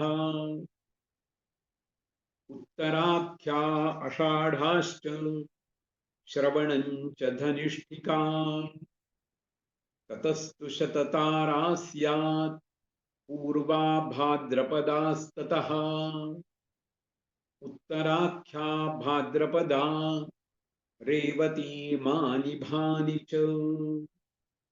असा हा नक्षत्रांचा श्लोक म्हणून आपण आता पाहिला. हे कशा करता? तर हे नक्षत्र लक्षात ठेवायला श्लोक येत असला तर सोपं पडेल. नाहीतर प्रत्येक वेगळं वेगळं नक्षत्र पाठ करत बसायचं. बहुतेक आपण याच्यात पुष्कळ ज्येष्ठ लोक भाग घेत आहेत, त्यामुळे तुम्हाला नक्षत्र पाठ असतीलही. पण असतील नसतील तरी सुद्धा ज्यांना नाही येत त्यांनी ती पाठ करावी. जाता येता श्लोक जर ऐकत राहिलो, म्हणत राहिलो. हल्ली काय आहे, त्या मोबाईल मध्ये अनेक गोष्टी आपण घालून त्याचा अभ्यास केव्हाही करू शकतो, की ज्यामुळे आपण ज्यावेळी ज्योतिष सांगायला सुरुवात कराल ना, त्यावेळी मध्ये मध्ये तुम्ही जर एखादं थोडस संस्कृत वाक्य टाकलत ना, तर तुमच्या भूमिकेला एक प्रकारचं महत्व प्राप्त होत असतं. म्हणून या काही काही गोष्टी जरूर याव्या. आम्ही आता हा जो ज्योतिष वर्ग घेतो आहोत, त्याला थोडीशी गुरुकुलाची परंपरा आहे. आज जरी आपण हे ऑनलाईन करत असलो तरी यातलं ज्योतिष थोडस गुरुकुल पद्धतीने आणि थोडस आधुनिक पद्धतीने होईल. आणि 6 महिन्यांनी तुम्ही सगळेजण ज्योतिषी तयार व्हाल अशीच मी अपेक्षा करतो. भगवंताकडे तशीच प्रार्थनाही करतो. आता आपण ही जी नक्षत्र आहेत यांचाही विचार करूया. तर एकूण किती आहेत? तर 27 नक्षत्र आहेत. आता ही आपण सुटी सुटी पाहूया. अश्विनी, भरणी, कृत्तिका, रोहिणी, मृगशीर्ष, आरद्रा, पुनर्वसू ही सगळी सुट्टी सुट्टी नक्षत्र आपल्याला पाहायला मिळतील. आणि पंचांगामध्ये जसा पहिला कॉलम आहे तिथीचा कॉलम आहे, त्यानंतर वाराचा कॉलम आहे, तसंच त्यानंतरचा जो कॉलम येतो तो नक्षत्राचा कॉलम येतो. आधी तो बघूया आणि मग ही नक्षत्र आपण पुन्हा पाहूया. वेदिका पंचांगाचं पान टाकेल.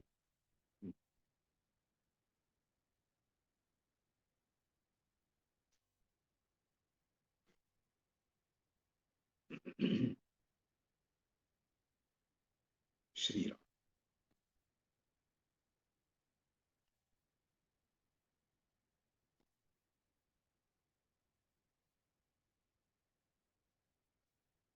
पुढचं आलं. ठीक आहे. आता आपण हा कॉलम जर बघितला तर या ठिकाणी काय आहे, नक्षत्र असं दिलेलं आहे. वरच्या बाजूला लिहिलंय बघा, नक्षत्र. आणि तिथं काय लिहिलंय पुढे, क आणि मी म्हणजे कलाक आणि मिनिट म्हणजे तास आणि मिनिट असा त्याचा अर्थ आहे.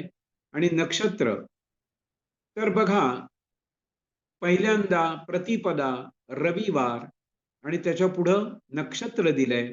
आणि ते त्याच्या पुढे काय लिहिलंय, 16:35 म्हणजे दुपारी 4:35 रेवती नक्षत्र त्या दिवशी आहे. आणि त्यानंतर मग अश्विनी नक्षत्र त्या दिवशी लागणार आहे. तुम्ही मुद्दाम पहा इथे. मग अश्विनी नक्षत्र किती वेळ आहे? ते सोमवारी दुपारी 1:45 अश्विनी नक्षत्र असणार आहे. त्यानंतर भरणी नक्षत्र लागणार. म्हणजे हे जे आकडे दिलेले आहेत ना, पहिला अगदी सगळ्यात पहिल्यांदा 4:35 किंवा 13:45 किंवा 11:07 हे जे आकडे दिले, हे त्या नक्षत्र समाप्तीची वेळ दिलेली आहे. त्यावेळी ते नक्षत्र संपणार. मग आता याच्या मागे सुरू केव्हा झालं? मग ते तुम्हाला मागल्या वर्षीचं पंचांग बघून ते संपलं, सुरू केव्हा झालं हे पाहता येईल. ते अमावास्येला असणार आहे. इथं प्रतिपदा आहे. तर अशा प्रकारे ही जी नक्षत्र आहेत सगळी एकानंतर एक एकानंतर एक ही रोज असतात. आता ही तरी कशावरनं समजायची? तर याला प्रत्येक दिन नक्षत्र म्हणून जे म्हटलं जातं, त्या नक्षत्रातून रोज चंद्राचं भ्रमण होत असतं. म्हणजे रेवती नक्षत्रात दुपारी 4:35 चंद्र आहे आणि त्यानंतर अश्विनी नक्षत्र लागणार. म्हणून त्याला काय म्हणलंय? चंद्र नक्षत्र असं इथं म्हणावं लागतं. म्हणजे चंद्र त्या नक्षत्रातून भ्रमण करतो. साधारण एक नक्षत्र जे असतं ते 13°20' असं त्याचं प्रमाण आहे. आता मी अंश कला हे मग सांगणार आहे आपल्याला, त्याचं जे गणित आहे ते. म्हणजे राशी किती आहे, ती प्रत्येक रास किती डिग्रींची असते, या सगळ्या गोष्टी आपल्याला पुढच्या रविवारी, त्याच्या पुढच्या रविवारी या सगळ्या गोष्टी येणार आहेत. आत्ता फक्त आपण पंचांगामध्ये नक्षत्राचा कॉलम पाहतो आहोत. याच्यामध्ये काही नक्षत्र ही अतिशय शुभ नक्षत्र असतात. काही नक्षत्र ही मिश्र फल देणारी असतात. काही नक्षत्र ही क्रूर नक्षत्र असतात आणि काही नक्षत्र ही मृदू सौम्य अशा प्रकारची नक्षत्र असतात. ही जी नक्षत्र आहेत ना, त्यात काही नक्षत्र देवगणाची आहेत, काही नक्षत्र मनुष्य गणाची आहेत आणि काही नक्षत्र ही राक्षस गणाची आहेत. त्याचाही आपल्याला विचार पुढच्या अभ्यासात करायचा आहे. आज आपण फक्त पंचांग आणि ह्या एवढाच भाग समजून घेतो आहोत की ही कोणकोणची नक्षत्र आहेत. बघा, आम्हाला नेहमीला सवय आहे बघा, एखादं मूळ नक्षत्रावर जन्माला आलं की तुम्ही म्हणा, अगो बाई मूळ नक्षत्रावर आलो, आता ते त्याचा त्रास तर नाही ना होणार?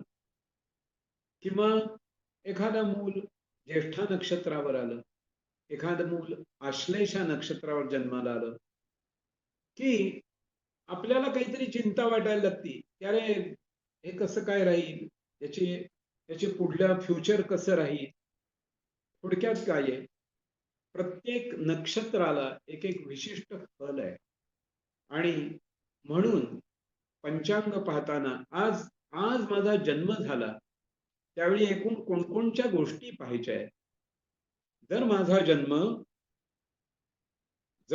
जन्म अमावास्येला झालेला असेल तर अमावास्येची काहीतरी फलं आहे. जर माझा जन्म अमावास्येच्या आदल्या दिवशी झाला असेल तर त्याची काहीतरी फलं आहे. प्रत्येक तिथीला काहीतरी विशेषत्व आहे. म्हणून बघा ना, आपण वेगळे वेगळे सणवार साजरे करतो. नागपंचमी, त्या दिवशी पंचमी तिथी असते, होय की नाही? आपण धनत्रयोदशी, धनतेरस म्हणून साजरी करतो. अरे त्या दिवशी त्रयोदशी असते. रथसप्तमी आता येणार आहे पुढे, म्हणजे त्या दिवशी सप्तमी तिथी असते. म्हणजे प्रत्येक तिथीला एक काहीतरी नारळी पौर्णिमा, राखी पौर्णिमा आपण म्हणतो. या विशिष्ट तिथींना काही काही गोष्टी घडतात. आणि आता बघा, हनुमान जयंती त्या दिवशी चैत्र महिन्यातली पौर्णिमा असते. वैशाख महिन्यात बुद्ध पौर्णिमा असते. ज्येष्ठ महिन्यामध्ये वटपौर्णिमा असते. प्रत्येक तिथीला काहीतरी विशेष महत्व आहे. तसंच प्रत्येक नक्षत्राला सुद्धा काहीतरी विशेष महत्व आहे. आणि ते नक्षत्र, ते महत्व जे आहे ते आपल्याला हळूहळू समजावून घ्यायचं. पंचांग हे नुसतं अ, अ, ज्योतिष पाहताना काय काय गोष्टी लागतात. अगदी ज्यावेळी तुम्ही, अजून पुष्कळ अवकाश आहे, पण अजून एक 4 महिन्यांनी ज्यावेळी आपण प्रत्यक्ष ज्योतिष पाहायला लागू, अजून एक 4 महिन्यांनी पत्रिका समोर मांडून आपण एक एक विचार करायला लागू, त्यावेळी एखादा माणूस असा येतो तुमच्याकडं की त्याला त्याची जन्मतारीखही माहिती नसते, त्याला जन्म वेळही माहिती नसते, जन्म ठिकाणही माहिती नसतं, आणि तो माणूस तुमच्या समोर येऊन प्रश्न विचारायला लागतो. त्यावेळी उत्तर देताना मला हे पंचांग उपयोगी पडतं. मग तो माणूस ज्यावेळी आलेला असतो त्यावेळचं नक्षत्र पाहिजे, त्यावेळची तिथी पाहिजे, आणि प्रश्नकुंडली मांडून त्याच्या प्रश्नाचं उत्तर द्यायचं. खूप खूप खूप मजा आहे. हे ज्योतिष म्हणजे एक जादू आहे, लक्षात ठेवा बरं का. मॅजिक आहे. फक्त कंटाळायचं नाही बरं. थोडा थोडा थोडा थोडा अभ्यास करायला लागायचं. किती अहो, दर रविवारी 2 तास आपण करणार आहोत. आणि आजपासून काही मी लगेच होमवर्क सांगणार नाहीये बरं. पण जे काही आपल्याला प्राप्त होईल हळूहळू होमवर्क सुद्धा आम्ही पाठवू, आणि त्याचाही थोडा थोडा अभ्यास करायचा. मध्ये एखादा वर्ग आपण प्रश्नोत्तरीचा घेऊ, मध्ये एखादा वर्ग टेस्ट बघू, काय काय झालंय त्याचंही आपण एक पाहूया, आणि असेच करत करत आपण पुढे जात राहूया. पंचांगामध्ये आपण आज काय पाहिलं, तर तिथी पाहिली, वार पाहिला, नक्षत्र पाहिलं. त्याच्या आधी आपण ऋतू पाहिले, त्यानंतर दक्षिणायन उत्तरायण हे 2 भाग पाहिले.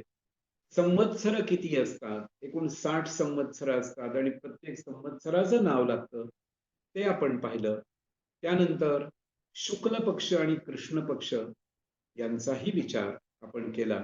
आता 2 विषय आपण पाहणार, म्हणजे पंचांग पूर्ण होईल. ज्याप्रमाणे हे नक्षत्र पाहिलं, त्याचप्रमाणे आता जे पाहणार आहोत त्याला म्हणतात योग. आपण म्हणतो ना योगायोग. काय तुमचा आमचा योग नाही. विवाहाचा योग केव्हा आहे जरा बघावं. आणि काय आमच्या कुंडलीत मुलाबिलाचा योग आहे का? 2-3 मुली झाल्या आहेत, मुलाचा योग आहे का? एखादा माणूस म्हणतो आम्हाला मुलगी पाहिजे, योग आहे का? तर तो योग आणि हा योग याच्यात थोडा फरक आहे. ज्याप्रमाणे 27 नक्षत्र असतात, त्याप्रमाणे 27 योग असतात. आणि या योगांचा संबंध सुद्धा सूर्य आणि चंद्राशी जोडलेला आहे. सूर्य आणि चंद्राचे दोघांचे भोग ज्यावेळी 800 कला होतात, मी त्या कला काय आहे, विकला काय आहे, त्याची जी माहिती आहे ती मी पुढे सांगणार आहे. म्हणजे हे जे गणित आहे ना ज्योतिषाचं, हे तास मिनिटांसारखं सेकंदांसारखं आहे. 60 सेकंदांचे 1 मिनिट, 60 मिनिटांचा 1 तास, हे जसं गणित आहे ना, तसं आमच्या याच्यामध्ये सुद्धा 60चं गणित पुष्कळ आहे. प्रत्येक रास स्थिती 30 अंशाची असते. 30 अंशाची एक रास. पण एका राशीमध्ये नक्षत्र किती किती अंश असतात, किती किती भाग असतात, आपण बघणार आहोत ते सगळं बरं का. आता मी खूप गणित सांगणार नाही, आणि गणित सांगणार ते अतिशय सोपं सांगणार, लक्षात ठेवा. आता आपण विचार करतोय की सूर्य आणि चंद्र यांचे 800 कलांचा भोग झाला की एक योग होतो, आणि असे एकूण 27 योग आपल्याला याच्यात दिलेले आहेत. पंचांग म्हणलं ना की 5 अंग. कोणची? तिथी, वार, नक्षत्र, योग आणि करण. तर त्यापैकी हा योग नावाचा भाग आहे. मी त्याचा श्लोक आधी म्हणतो, आणि मग खाली जे सगळे ते योग पुन्हा स्वतंत्र दिलेले आहेत, आपण तेही पाहूया. आता इथे हे जे योग आहेत, विष्कंभ प्रीतिराजुष्मान सौभाग्य शोभनस्तथा अतिगंड सुकरमाच धृतिशूलस्तथैव च गंडो वृद्धिर्ध्रुवश्चैव व्याघातो हर्षणस्तथा वज्रं सिद्धिर्व्यतिपातो वरीयान् परिघः शिवः सिद्धः साध्यः शुभः शुक्लो ब्रह्मेंद्रो वैधृतिस्तथा. असे हे एकूण 27 योग होत असतात. पहिला योग विष्कंभ आणि शेवटचा योग वैधृती, याच्यामध्ये बरोबर हे सगळे 27 आहे. कधी कधी एखाद्या मुलाचा जन्म विपरीत योगावरही होतो. म्हणजे व्यतिपात योगावर जन्म झाला, वैधृती योगावर जन्म झाला, परिघ योगावर जन्म झाला, अतिगंड योगावर जन्म झाला, की काही ना काहीतरी प्रॉब्लेम निर्माण होतात. कधी शारीरिक असतात, कधी मानसिक असतात. ज्योतिष बघत असताना आपण ज्यावेळी कुंडली पाहतो त्यावेळी अरे याचं जन्म नक्षत्र काय आहे, ती मगाशी नक्षत्र सांगितली ना, ते जन्म नक्षत्र कुंडलीत येतं. याची तिथी काय आहे, जन्मतिथी. तसंच या बाळाचं, बाळ असतं आपल्याकडं, कधी कधी ज्यावेळी पत्रिका दाखवायला येतात तेव्हा 25-30 वर्षाचं बाळ असतं ते. पण या बाळाचं, याच्यात योग कोणचा आहे, वैधृती आहे का, व्यतिपात आहे का, ध्रुव आहे का, शोभन आहे, कोणचा आहे. म्हणजे त्या योगाचे सुद्धा परिणाम त्या बालकावर होत असतात. आपण एक गोष्ट लक्षात ठेवा, आपला जो जन्म होतो ना, प्रत्येक माणसाचा जन्म ज्यावेळी होतो, आपण सांगतो की अमुक वाजून अमुक मिनिटांनी अमुक सेकंदांनी वगैरे झाला, पण प्रत्यक्षात तो आपला तिसरा जन्म असतो. दुसरा जन्म तुम्ही मातेच्या उदरात ज्यावेळी गेला, तो तुमचा दुसरा जन्म आहे. पण पित्याच्या शरीरात ज्यावेळी तुम्ही स्पर्मच्या रूपाने निर्माण झाला, तो तुमचा पहिला जन्म आहे, लक्षात ठेवा. आणि तो केव्हा झाला सांगता येईल का. त्यामुळे हे म्हणा तर शास्त्र अति सूक्ष्म आहे, पण इतकंच इंटरेस्टिंग आहे. या या शास्त्राचं एकदा ज्ञान प्राप्त झालं तर आमचं व्यक्तिमत्वच वेगळं होऊन जातं. आमच्या व्यक्तिमत्वात काहीतरी वेगळी झळाळी येते, काहीतरी मजा येते. आणि एखादा ज्योतिषी आहे, तो कुठेही गेला जगाच्या पाठीवर, तर त्याच्या भोवती गराडा घालून माणसं बसणारच. अहो आमचं थोडंसं काहीतरी सांगा की, असं म्हणायला लोक नक्की येणार. म्हणून ज्योतिष हे मला उत्तम प्रकारे साध्य करायचंय. आपण या 5-6 महिन्यामध्ये ज्योतिष पाहण्याचा डोळा तयार करणार आहोत. मला ज्योतिष पाहता यावं, किंवा ज्योतिषावरची पुस्तकं वाचता यावी आणि त्यातलं मला कळावं, यासाठीचा ही दृष्टी जी आहे ती आपण प्राप्त करणार आहोत. आपल्याला कुंडली वाचायला यायला लागेल, त्याच्यावर विचार करता यायला लागेल, आणि त्यानंतर आपलं चिंतन वाढेल. आणि जसं जसं आपला अभ्यास वाढत जाईल, जशी जशी परिपक्वता येईल, तसे तसे आपण अनेक जणांना समुपदेशन करू शकतो आणि परिणामी अनेक जणांचं आयुष्य चांगलं करू शकतो, उत्तम करू शकतो. एवढी गोष्ट या ज्योतिषशास्त्रामध्ये सांगितलेली आहे. आता आपण पहिल्यांदा तिथी पाहिली, वार पाहिला, नक्षत्र पाहिलं, आणि त्यानंतर आता येणार आहे, त्याला म्हणतात करण. तिथीचा अर्धा भाग. आम्ही ज्या मगाशी तिथी सांगितली, साधारणपणे प्रत्येक तिथी जी असते ती साधारण 23 ते 24 तास अशी असते. मग या तिथीचा जो अर्धा भाग असतो त्याला करण असं म्हणतात. आणि हा करण म्हणजे महाभारतातला नाही बरं. हे करण नावाचा तिथीचा अर्धा भाग म्हणतात आणि असे 7 करण दिलेले आहेत बरं का. याला म्हणतात बव, बालव, कौलव, तैतिल, गर, वणिज आणि विष्टी या नावाची 7 करण असतात.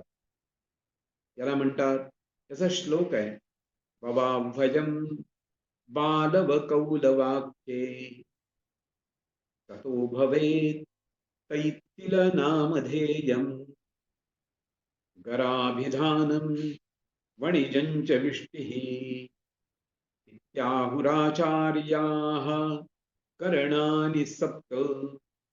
असे हे 7 करण म्हणून दिलेले आहेत की जे दर अर्ध्या तिथीनंतर सतत बदलत असतात. आपल्याला मी आता पुन्हा पंचांग काढून दाखवतो आणि तिथे हे कॉलम कुठे कुठे दिलेले आहेत ते आपण बघूया. आधी मी आता योग सांगितले,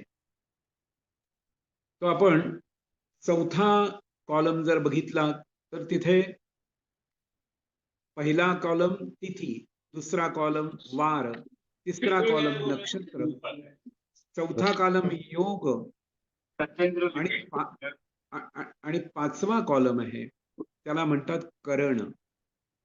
इथे असं दिलेलं आहे दिवसाचे करण आणि रात्रीचे करण असे 2 प्रकार इथे दिलेले आहेत. पण प्रत्यक्षात करण हा एकच प्रकार आहे, फक्त तो तिथीच्या अर्ध्या भागात येत असल्यामुळे त्यांनी दिवसाचा आणि रात्रीचा असे 2 दिलेले आहेत. आता जर तुम्ही पाहिलं सचिनच म्हणतात ऑफिशियली नाव वेदिका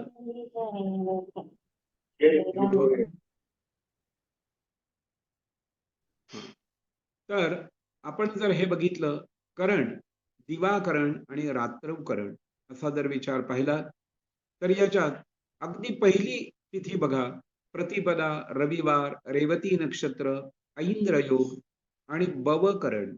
हा बवकरण किती वाजेपर्यंत आहे तर 12:50 पर्यंत, म्हणजे दुपारी 12:50 पर्यंत बवकरण आहे. आणि पुढला बालवकरण हा रात्री 23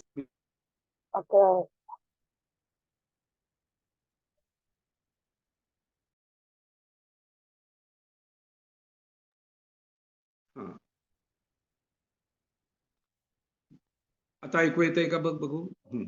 बवकरण हा इथे काय दिलाय बघा, 12:50 पर्यंत बवकरण आणि 23 म्हणजे रात्री 11 पर्यंत बालवकरण. म्हणजे बालवकरण संपला की पुढचा करण सुरू झाला कौलवकरण, तो सकाळी 9-12 पर्यंत आहे. त्याच्या पुढचा रात्री 19-25 पर्यंत तैतिलकरण. थोडक्यात काय आहे, हे एकूण ही 5 अंग आणि या 5 अंगांपैकी पहिली तिथी, दुसरा वार, तिसरं नक्षत्र, चौथा योग आणि 5वं करण. या करणांमध्ये सुद्धा काही भाग हा शुभ भाग असतो आणि काही भाग जो असतो हा अशुभ भाग असतो.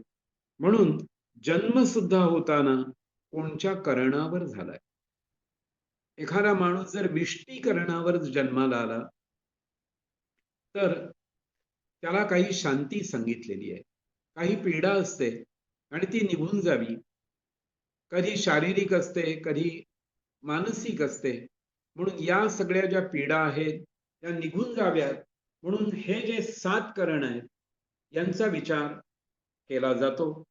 आता आणखीन एक एक्सेप्शन, एक अपवाद म्हणून याच्यामध्ये असतो आणि याला स्थिरकरण म्हणतात. आता जर आपण पाहिलं म्हणजे इथं हा एक श्लोक आहे, चतुर्दशीया शशिना प्रहीणा तदर्धभागे शकुनिर्द्वितीये दशार्धयोस्तश्चतुरंघ्रि नागौ किंस्तुंगधमाद्ये प्रतिपद्दलेच.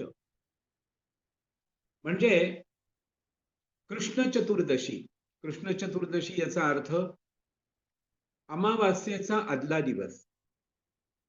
आणि कृष्ण चतुर्दशीची रात्र असती त्यावेळी शकुनी नावाचं करण असतो. हा कोणत्याही महिन्यात तोच येणार. अमावास्येचा जो पहिला भाग आहे, अर्धा भाग, त्याला चतुष्पाद नावाचं करण असतं.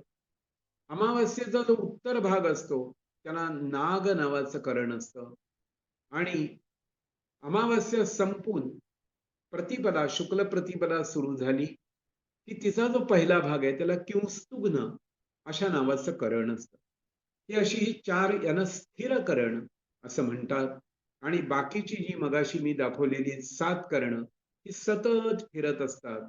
तिथीचा अर्धा भाग झाला की बव, बालव, तैतिल, कौलव, तैतिल, गरज, वणिज, विष्टी ही अशी सतत फिरत असतात.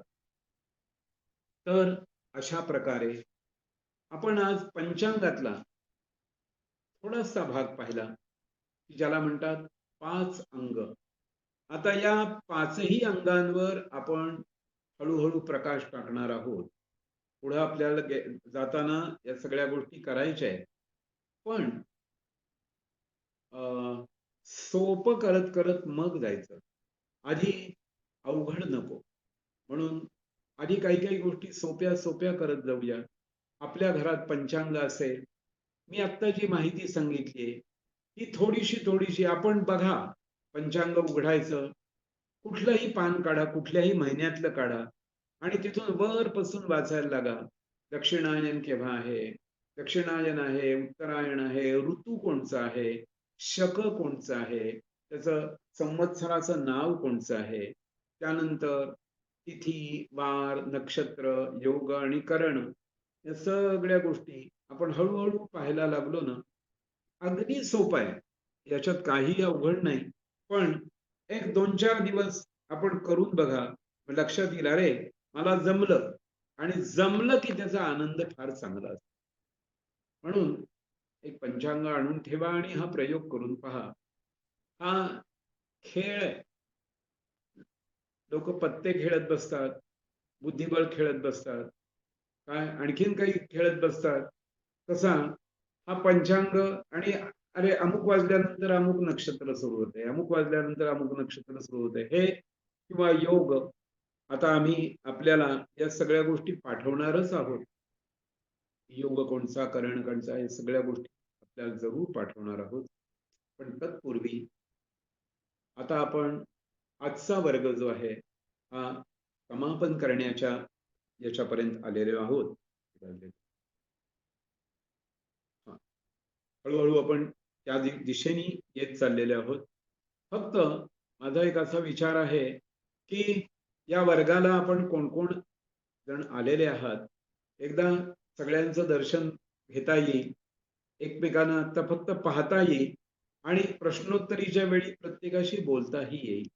पण मी आता एवढंच करतो की आपण कोण कोण आलेले आहात आणि असेच येत राहा, ज्योतिष शिकत राहूया. आणि अनेक चांगले ज्योतिषी तयार झाले आपल्या भारतामध्ये, आपल्या या सगळ्या प्रांतामध्ये चांगले ज्योतिषी झाले तर उत्तम सल्लागार होतील. हाच याच्या मागचा खूप मोठा हेतू आहे. यापेक्षा दुसरा काहीही नाही. सध्या अनेक ठिकाणी अनेक ज्योतिषी आहेत, खूप चांगली मंडळीही आहेत. पण काही काही लोक असेही आहेत, म्हणजे आपण म्हणतो ना, उडदा माझी काळे काळे गोरे, हा प्रकार असतो. तसे काही लोक अशी आहेत की आलेल्या व्यक्तीला घाबरवून सोडतात, थ्रेटनिंग करतात, असं केलं नाही तर तसं होईल. असं नसतं. परमेश्वर कृपाळू आहे, दयाळू आहे. तसेच हे ग्रह सुद्धा थोडे त्रास देतात. पण आपण जर त्यांची प्रार्थना केली, त्यांच्यासाठी काही आपली आपण काही विशेष उपासना केली तर ते आपल्याला सुकर होतात, चांगले होतात. याही दृष्टीने आपण विचार करूया, करत राहूया. मी